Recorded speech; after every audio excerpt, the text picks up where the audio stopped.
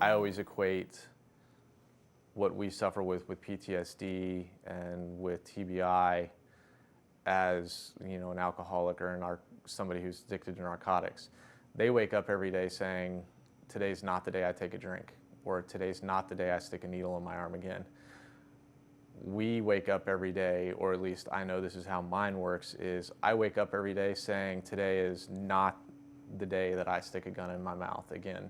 And I got it tattooed on my arm so that every morning when I wake up, that's what I see. And it's to remind me that today's not the day. So a year and a half ago, Mike and I sat down and we were like, okay, we go to all these events, all of these resource events, and we see the same people time and time again. It's always the same service organizations, and it's always the same people coming out to them. How do we get the people that are tucked away in the corners? How do we get the guys that don't come out to those events to come out to an event so that they can see what is actually available here in Central Ohio? And we said, well, let's throw a party. And so if you just kind of think about how do PTSD or these readjustment issues come up, just imagine you're coming back home. Now you don't have that intense environment where you have to think constantly. And you, what do? You sit around, probably alone, you withdraw. The people that are closest to you, you push away, you grab a bottle of booze, and now you can start to think about things that may not have been, I won't say significant at the time, but on the front of your mind at the time. Now you can start to play back. Why do I get to step on an IED and it not blow up and I not die, yet somebody in a blast-resistant vehicle runs over it, they die? You start to think about all these kind of things. So this flag is the flag I carry on all the climbs. This is our Silently Fallen flag. These are people that we've just known throughout the group, and it continues to grow.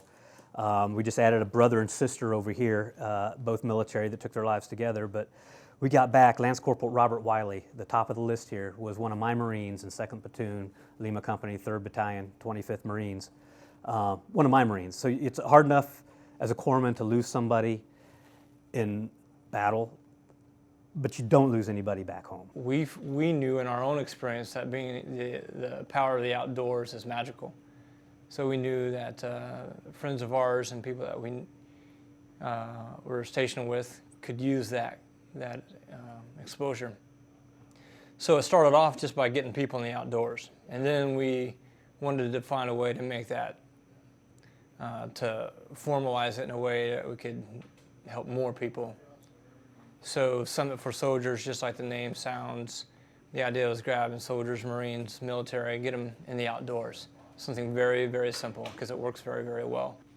I think that my story is similar to many others, and that is the stress of deployment and the exposure on deployment, regardless to what that is for any individual.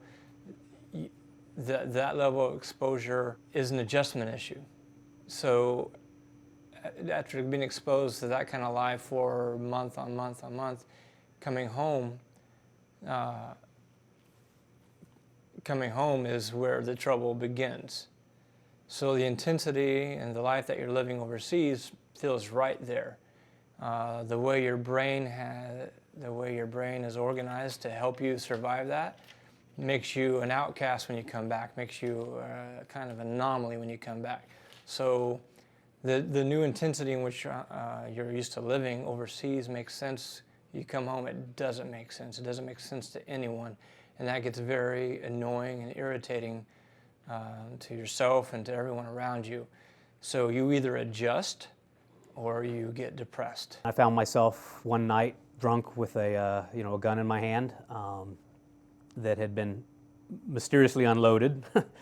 So I felt the next best thing is just to go walking down the road and just find a nice big truck to get in front of. Didn't work up. I ended up in the hospital on a 3-day visit, and but it was time to reset. And it's not that I still don't struggle. One of the hardest things for me, it's not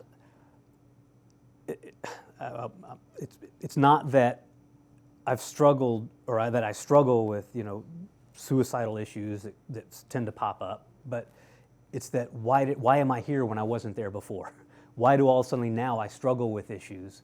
And I think if you just look at a timeline between, when these thoughts started coming into my head, and when they weren't there, and you begin to see some of the things that happened. And I think part of the stigma is accepting that, hey, these are injuries just like any other injury, and we have to deal with them, and we're all going to take them differently. But the importance of veteran to veteran is we can come along and we can say, hey, not all VAs are created equally, and there are, I've had very good luck for me personally at the VA here, just with some things that people have done, but it's not all created equal. And as veteran, even here, it's not perfect, obviously. And so as veterans, we can come along and say, you know what, here's what you expect. We have two guys we just had to get into the hospital earlier this week, and one of them is because we do have an open forum in our group where, hey, you can come in and talk about all those things. We're not mental health professionals. We're just veterans that are willing to walk the road with you. We don't promise you a thing other than we will be here at any time of the day.